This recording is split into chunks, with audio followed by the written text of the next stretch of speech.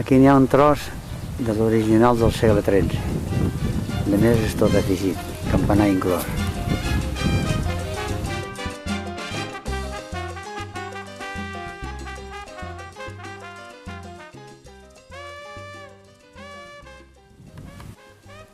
Aquesta és la façana del sud.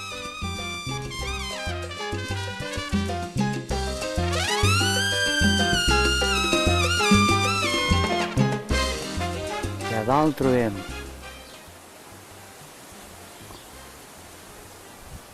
diuen que era el mossèn que dorm.